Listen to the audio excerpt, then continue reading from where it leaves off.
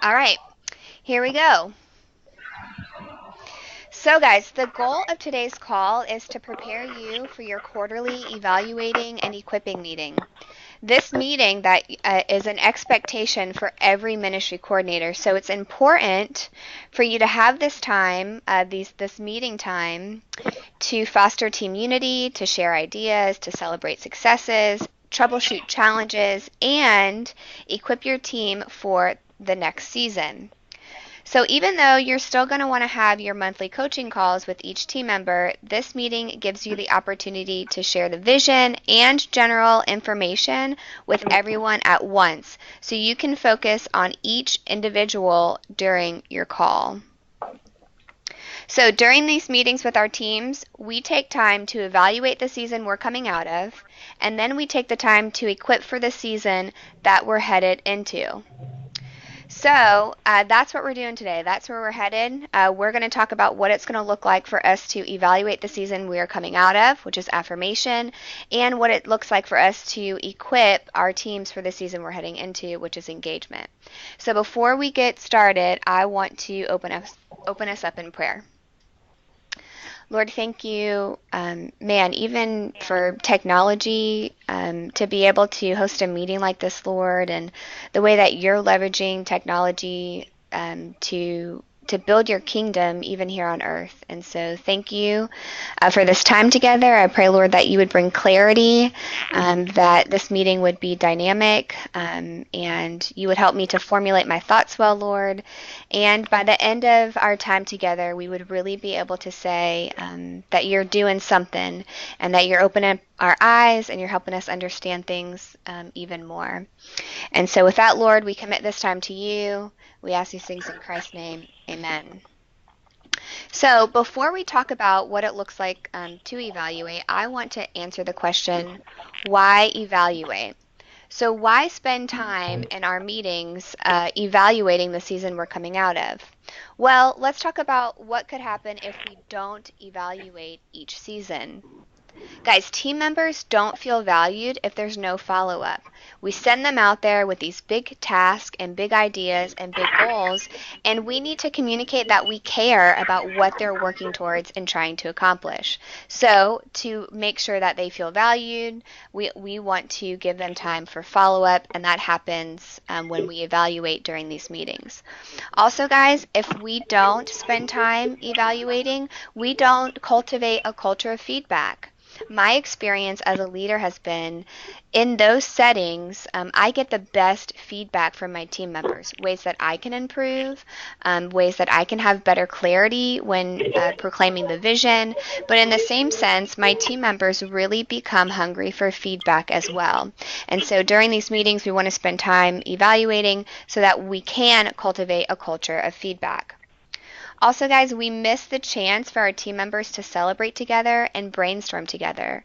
Like, when are we all together in the same place at the same time? And so let's leverage the fact that we're together to brainstorm and celebrate the wins. And so, with that, be thinking through what you can do and what it'll look like for you to spend time evaluating your affirmation season. And we'll talk a little bit more about that in a moment. I do want to say that this presentation today is broken up into three sections. That'll help you follow along with where we're going. So the presentation is broken up into three sections. We have a pre-meeting section, so all the things we need to accomplish before our meeting. We have a during the meeting section, which is what your meeting should actually look like. And then we have a post-meeting section, what needs to happen after your meeting. I do want to say I feel like I'm hearing a bit of feedback. And so if you have called in, just make sure that you've muted yourself so we can't hear what's going on in the background. Thank you. So pre-meeting, what do we need to do pre-meeting to evaluate our team's affirmation season? I suggest that we have our teams come prepared with a completed evaluation form. Let them self-evaluate their affirmation work. Then you can spend time as a group talking through wins and challenges. Area coordinators, you can find this document that I have on the screen in Box under Debrief Tools. You need to send this to your ministry coordinators so they can send it to their team members. This will help us know who we have been supporting, so which project leaders we've been supporting, so that at the end of the year we can evaluate if that project leader actually produced more shoe boxes. Also, we have the profile sheets for project leaders. This is a resource that you can keep tabs on the goals that your project leaders are setting, and also how they're doing on reaching those goals, conversations that you're having with them, and how we're supporting them individually. You can find those project leader profile sheets on My OCC. You're just going to type in project leader profile sheet in the search bar. Also, guys, this document, this evaluation form, is something that your team members are going to use all year round. So if you look at it closely, the top part is for participating churches. So who are they currently supporting? Then this bottom part is where they're going to make their dynamic prospect list of churches and groups that they want to engage. And we're going to talk about what that looks like in a little bit. So pre-meeting, I'm going to have my teams finish or complete this evaluation form and bring it with them to the meeting. Also, for pre-meeting, when we're talking about equipping for engagement, we have to do the prep work. My good friend Abe Lincoln said, "Give me 6 hours to chop down a tree, and I will spend the first 4 hours sharpening the axe." Yes, sometimes the prep work takes way longer than the meeting actually takes, but if we put the time in the beginning and do the prep work, we are going to have a more dynamic and successful team meeting. So we're talking about developing the best engagement strategy for you and your team. So you're going to have to do some recon work and discover what challenges your team members face when it comes to engagement. So by prep work, I'm referring to identifying challenges your team members have with engagement, then developing a rack for each team member. This will help you know what to address at your quarterly meeting. So I'm going to investigate what is my team having trouble with, or where are they fearful of doing, and then I'm going to develop a rack, which we'll talk about that briefly, so that this is going to help me know what I need to actually build my content for my meeting. So pre-meeting, identifying challenges, I'm going to ask team members to rate their comfort level in areas of competency that are highly related to engagement. So we have effectively present the ministry, confidence to make a one-on-one ask, good communication skills, telephone, email, face-to-face, that they have the confidence to share key messages with prospects, and also that they have strong computer skills. They're going to need to be able to feel confident or comfortable in these areas in order to have an effective engagement season. So I'm going to have my team members rate themselves and send this back to me prior to my meeting so I know what I need to address at the meeting. Again, this is something I would do prior to your quarterly equipping meeting with your team so that you can spend time at the meeting addressing these competencies. Now, if you're a team member on this call, you can rate yourself with a survey like this so you know your strengths and your weaknesses and what they are in this particular area. Then you can make personal steps to grow more and more comfortable with these competencies. Once you have this information back from your team members, what do you do next? Well, you're going to need to make an equipping plan. Real quick, let's define what equipping is so we can make sure we are all on the same page. Equipping, providing the resources and transferring the necessary attitudes, competencies, and knowledge so that a volunteer will be effective. Guys, that's the goal. We want volunteers that are engaged and they're effective. So once you identify the challenges or difficulties your team members are having with engagement, you can brainstorm which resources, attitudes, and knowledge are needed. Let's take some time to talk about some attitudes, resources, and knowledge that are key for engagement season. So what you'll see on your participants guide is I have given you a space where briefly for about 30 seconds or so, I'm going to ask you to write down some attitudes that you think are needed for engagement.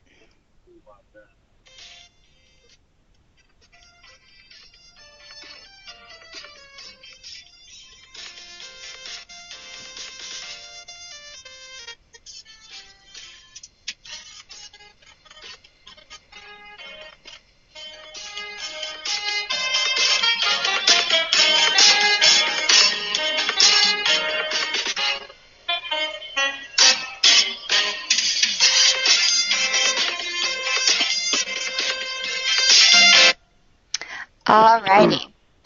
Well, hopefully some of these made it on your list.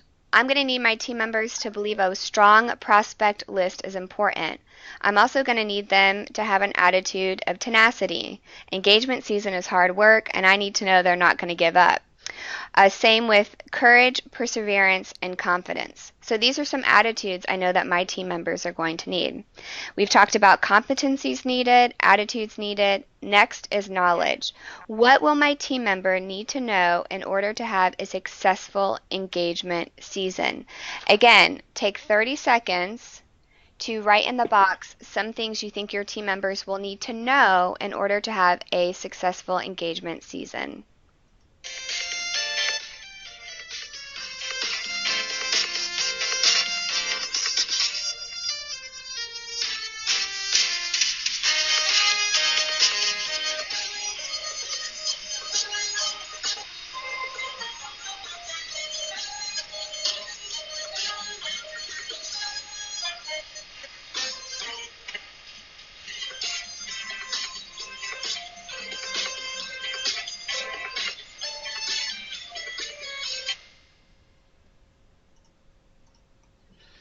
All right, hopefully on your list you have something that looks like this. Who to contact. All right, so I need to make sure that my team members know who to contact.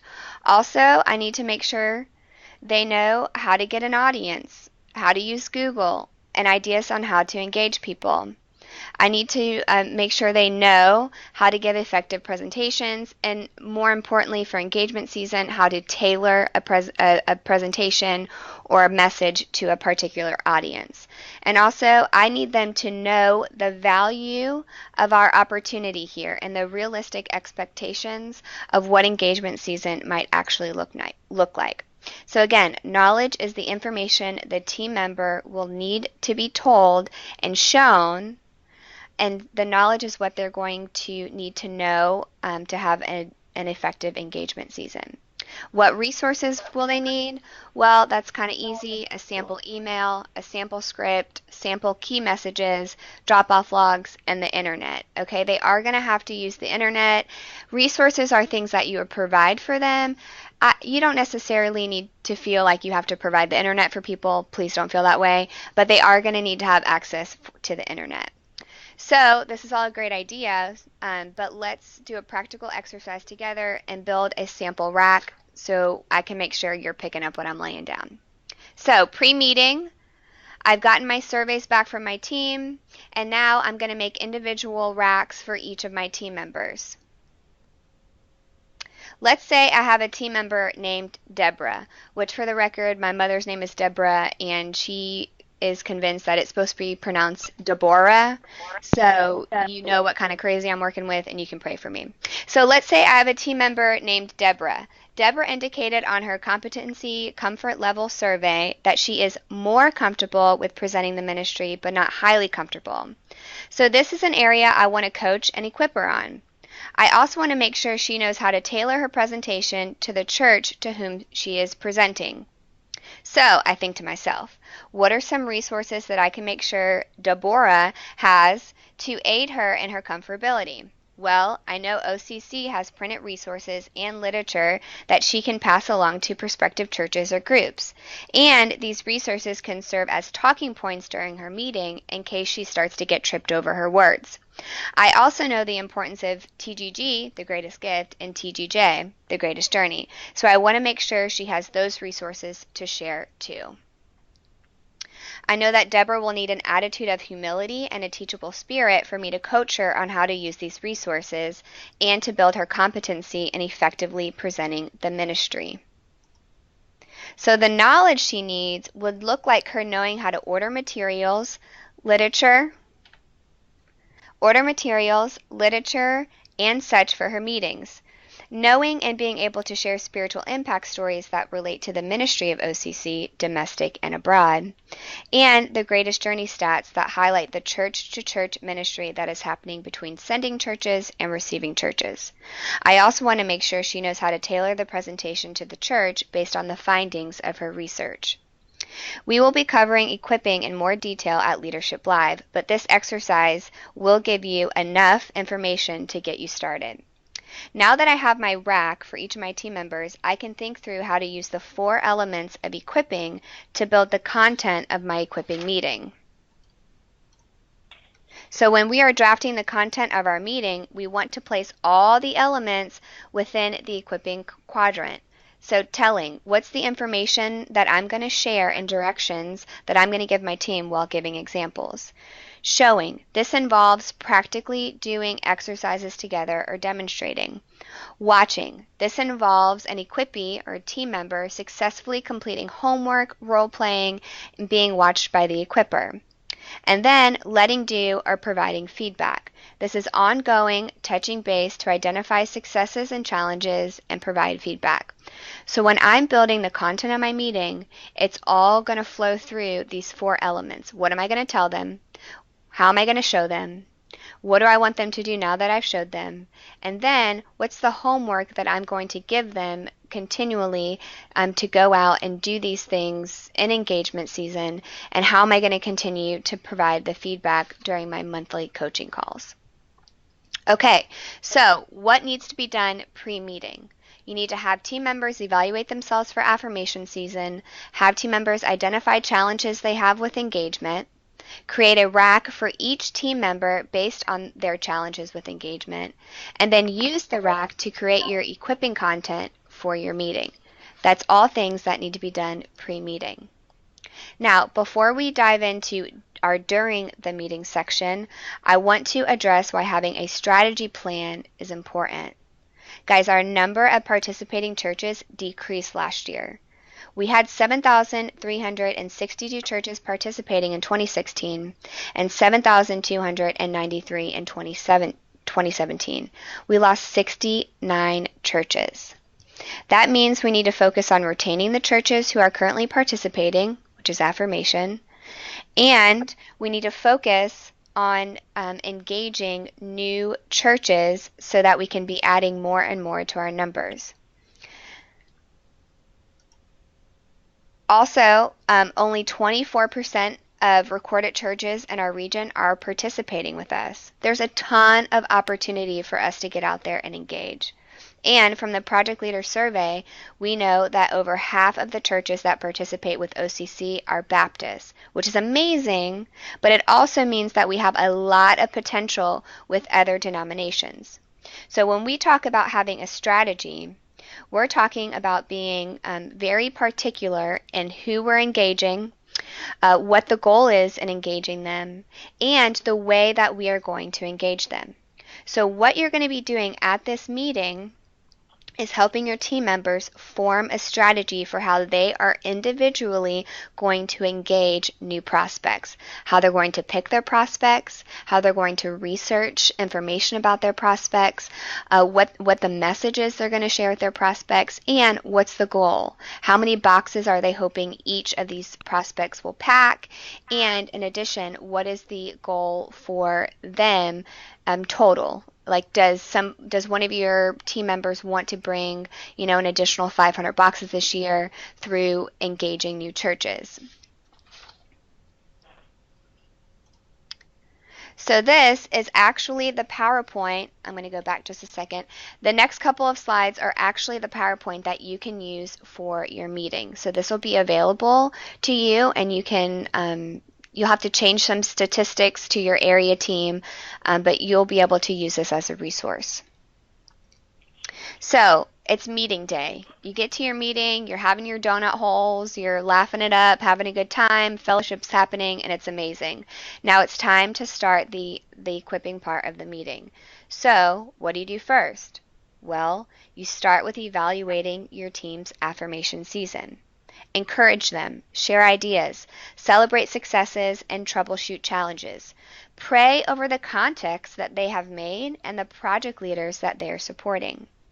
I also want to mention that there's no MST for engagement. Guys, you are MST. So really leverage this meeting to train and equip your team members. All right, so I'm starting my meeting, and always when you want to begin an equipping session, you want to start with why. You always want to begin any equipping with why. So why engage prospects? People comply when they understand why. The why of engagement is simple. We want more churches, more groups, more prayer network partners to participate with us. But we just don't want to tell our team that it's important, that we want more. We have to show them, remember? Tell and show. So I might share some statistics about my area. Again, you might have to change some of these statistics to better represent your actual area.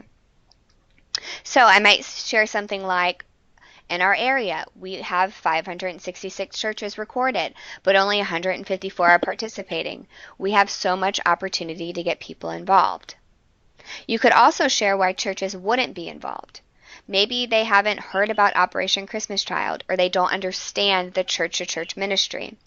You can share your experience on how you've had to talk to people and bring clarity about the vision and the workings of Operation Christmas Child. Guys, maybe they don't even know about the Greatest Journey or that we partner with local ministers abroad. As your team understands the opportunity and also understands why maybe churches or groups might not be involved, your team is going to be more engaged as you equip them. It almost becomes like an added challenge. This is also a great time to give them their drop-off logs from their area if you haven't already.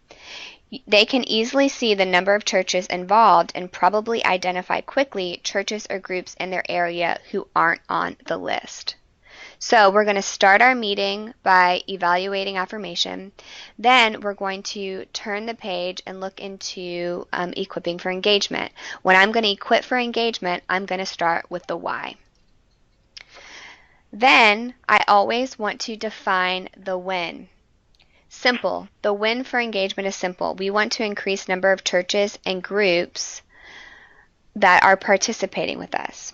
Now you've told them the win. How can you give them an example? Share your statistics. How many churches do you have participating this year? What percentage, as you, the ministry coordinator, would like your team to increase? How many churches would you like each team member to add this year? This is where you tell them the goal you have for engagement season. Think number of boxes. How many more boxes do you want to see this year from new churches or new groups? So we're not just telling them we want to increase the number. We're giving them a specific goal or a win. Maybe you want to increase your box numbers by 1,000 boxes from 10 new participating churches. That's for you to sift through and decide. But this is where you're going to want to bring clarity to the win. The second win is to add numbers that our team members can support. Here you can share the high impact principle of purposeful growth. We only want to add what we can sustain. If we're already supporting 20 churches, we can't support 20 more. That's just crazy. So we have to be strategic and determine how many additional churches our team members can actually support. We recommend 20% of their current list. So if they're supporting 20 churches, they should seek to add 4 new ones this year.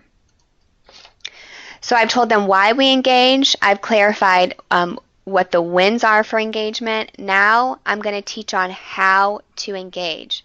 This is you giving them practical tools for their strategy on how to engage prospects. So you might say something like, today we're going to discuss the 1, 2, 3 engagement punch: on-ramps, research, and relate. Then you're going to go into it by detail. On-ramps. You're going to define each R of the 1, 2, 3 punch. On-ramps. who you engage matter. Guys, have team members evaluate their areas. What churches or groups do they already have a relationship with? That's called a warm contact. We love leveraging warm contacts. Second, what churches have a lot of potential in their area? They should know. They drive past these churches every day of their life, so they can see what church groups do they have a relationship with that they can make a warm contact, and what churches have a lot of potential. After they evaluate their areas, you then can use the prospective church list and the drop-off logs, see how they match up. But first, have them do the brainstorming on their own. When they're evaluating their areas, guys, this should be a thoughtful and a prayerful process. And when we're bringing on new churches, we should think about a particular shoebox goal. Again, for example, if Deborah wants to add 500 boxes this year, she might work at engaging 5 new churches, because we know on average a new church or group packs about 100 boxes each. So Deborah is going to leave your meeting with a shoebox number in mind. So I've told them that who you engage matters. Then I'm going to show them how to make this list. So on the whiteboard or on a piece of paper, you might write your own list as an example. Be exhaustive. Family, friends, groups you're involved with, friends of family friends, anybody you could think of that might want to hear your message. No, these warm contacts that we have. Give each team member then a piece of paper and have them start their own list. They can start brainstorming right there in the meeting. Then you're going to watch them. Ask them to pray and continue to work on their list at home. Then send you their final list. This will give you an indication that they are understanding the concept of a warm contact and that it's important to have a strong prospect list. So, who you engage matters. Also, we want to provide on-ramp opportunities. This is us creating opportunities for people to sample the ministry. You might tell them, how do you get people interested in buying something? Well, you give them a sample. So we want to invite prospects to taste the ministry by inviting them to workshops and different events. So we've told them what it looks like to create on-ramp opportunities. Now we're going to show them what that might actually look like. So I'm going to have my team, right there in my meeting, make a list of ideas of on-ramps that they could offer to prospects. Work with your team members to develop their list. Help them think outside the box.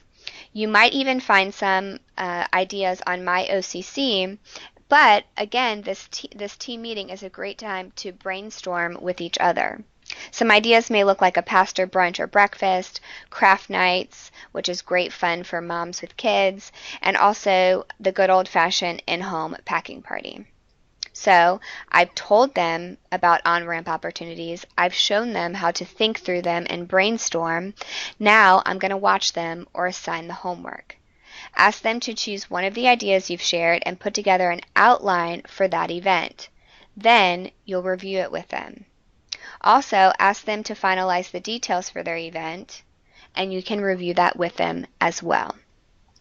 So, who you engage matters, providing on-ramp opportunities, and then we want to issue a challenge.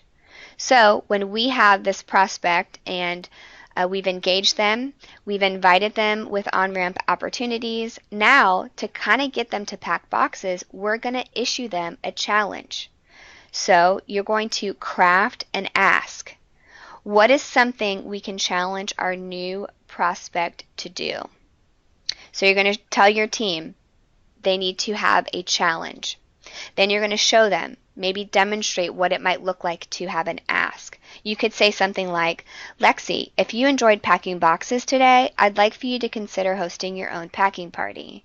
If you would like to do that, I have Go boxes to get you started, if you will commit to packing at least 10 of them. So I've told my team members why we issue a challenge. I've shown them what it looks like to issue a challenge. Now I'm going to watch them. So I'm going to ask my team right here in my meeting to write out a 2-sentence challenge and practice delivering it to a friend.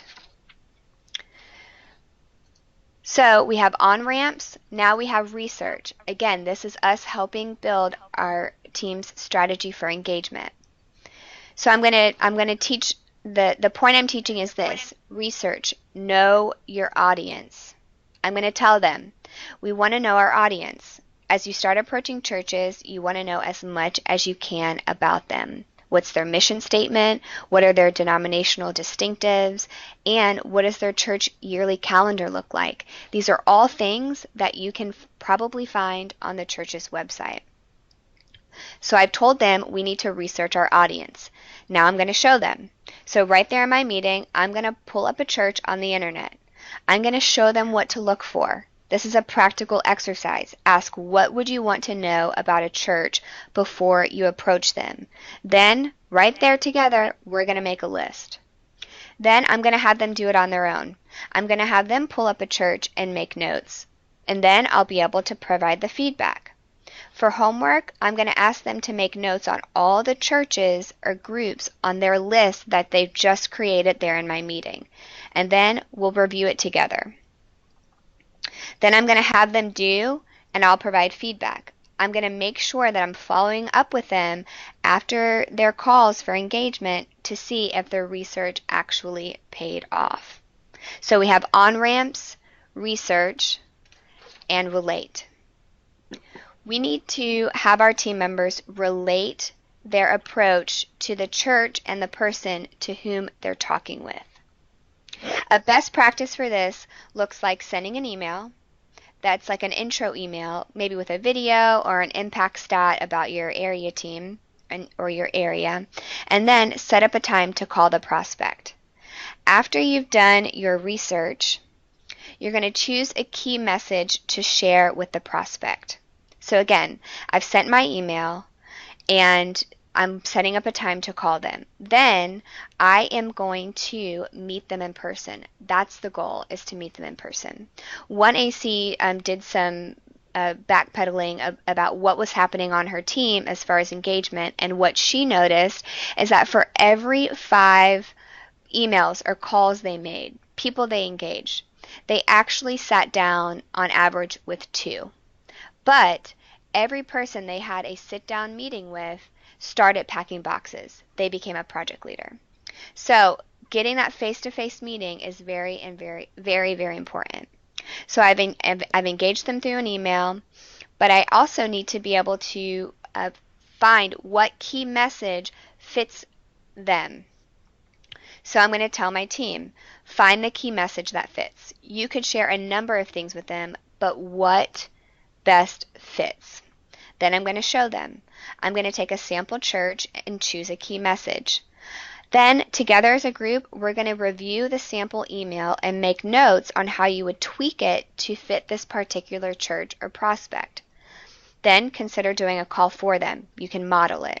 Or asking another team member if an equippee can sit in on their call. You can even role play right there in the meeting.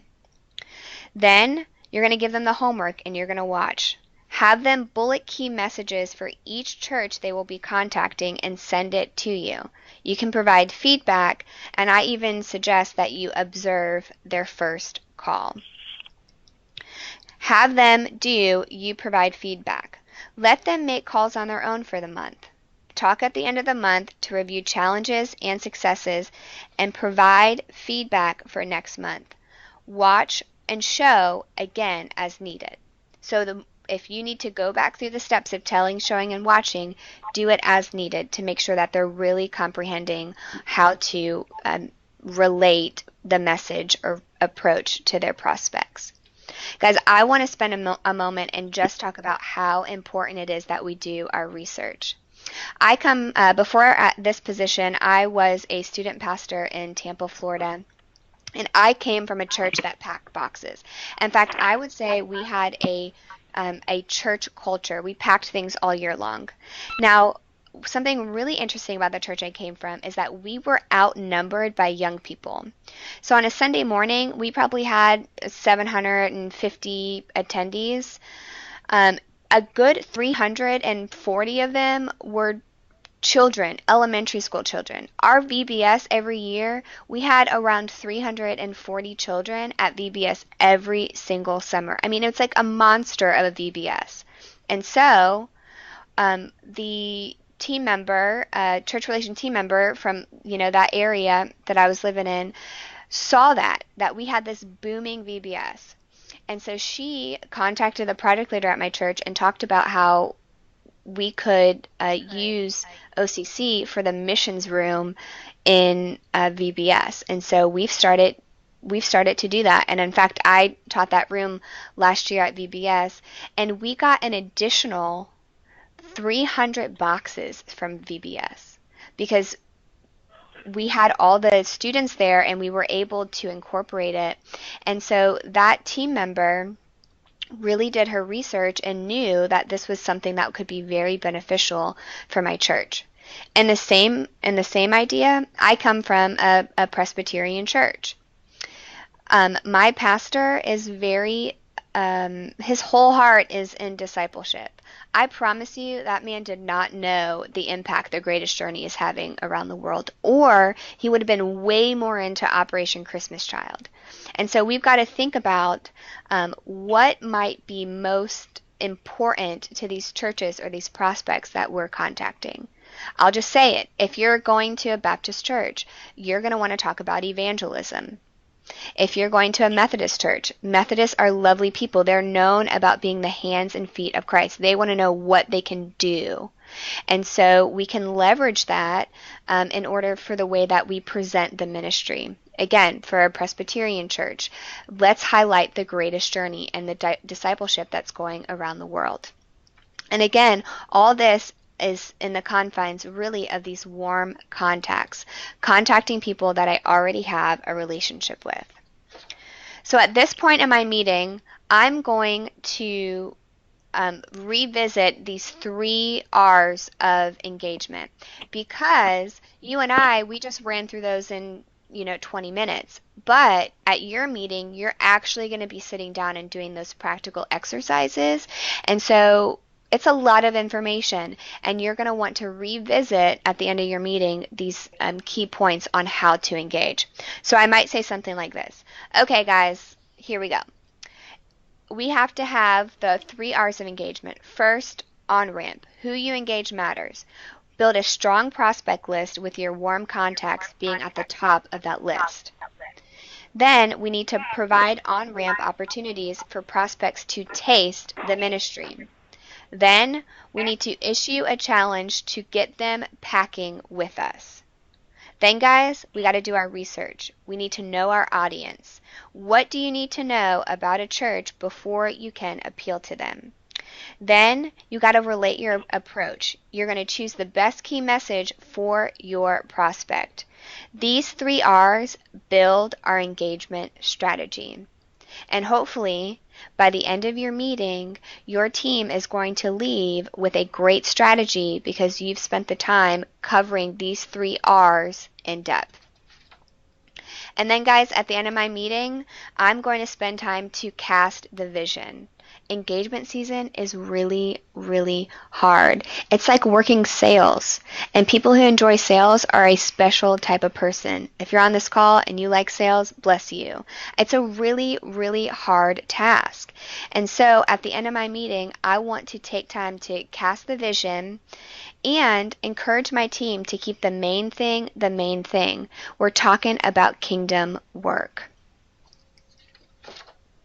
So, to recap, during your meeting, this is what needs to happen. You need to clearly identify the wins for engagement and why engagement is important for the ministry. Then you're going to teach through the 3 R's of engagement by telling, showing, and watching. This is how you're forming your engagement strategy. Then you're going to coach your team members in making an engagement strategy right there at the meeting.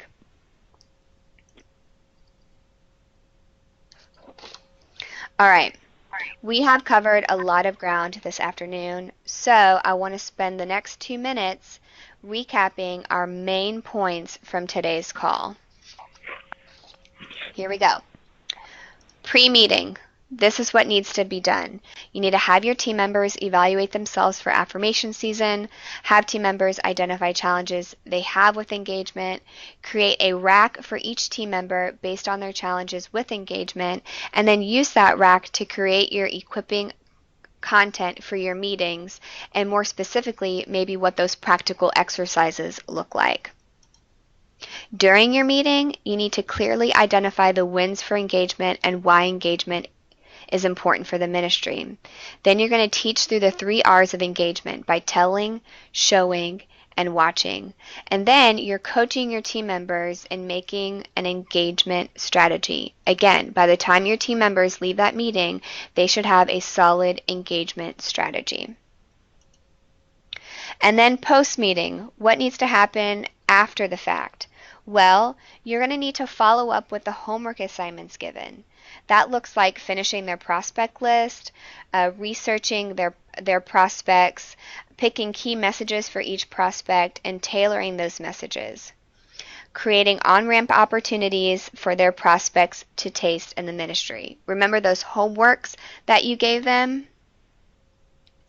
And then you're going to follow up with them after the fact. Then, guys, you want to provide continual coaching and equipping you're going to provide continual coaching and equipping concerning each team member's strategy plan. And you're doing this through your monthly coaching call. And lastly, we got to encourage our team members and really spend time to just build them up. Again, engagement is a really, really hard season, and so we want to make sure they have their eye on the prize and that we're spending time leading them and encouraging well. Well, I want to thank you for your time today. I do want to, I see there's a little question over here. Hi Kathy. Are the people we invite to get a taste of the ministry members of the church that we are researching? Yes, we want them to get a taste so that they buy into the vision and what we're doing. That's a really great question. All right, guys, again, thank you for your time. I trust that this has been really helpful. And before we end the call, I just want to pray over engagement season. Lord, thank you again for this opportunity. Just to be able to use our minds in a way that you've created us to think things through as we talk about having a strategy.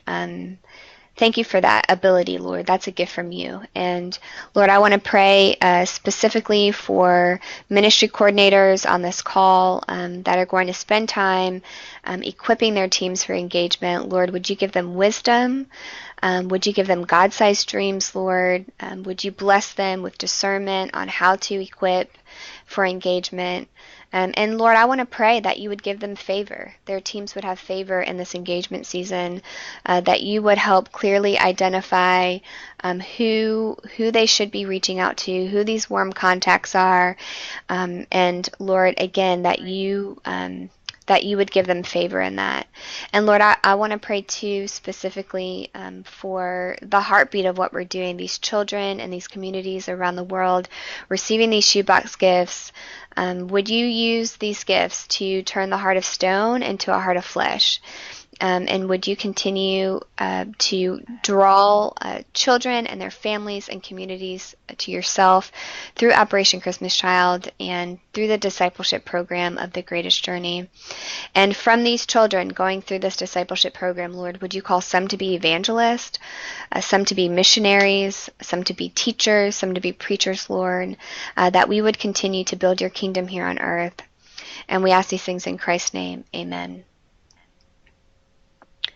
Well, thanks, guys. I hope that was really informative and exciting. Yeah, sure. Does anybody have any questions? Is this recorded for those that were not able to see it? Yes, it is being recorded. So you can listen to my voice over and over again if you want to, Roxy. You did a good job, Trish. Why, thank you. Could you tell us again how to get the prospective church list? That is a great question, and I'm not sure I even really know the answer to that. If Shelly wants to pipe in. Yeah. Yeah, sure. I can pipe in. I would say just request it from either your regional point of contact or from your area coordinator. But again, I want to reiterate that that's a secondary resource. We really want you to think through, your neighborhoods, because that list is like a 30,000 view. But we are more interested in what you know about your churches. But again, it is a good resource to partner with the list that you're making. Any other questions? And if you do find questions, feel free to reach out.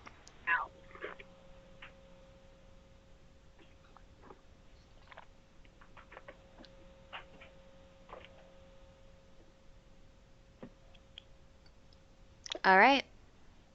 I think I'll show my face one more time here for those of you on video.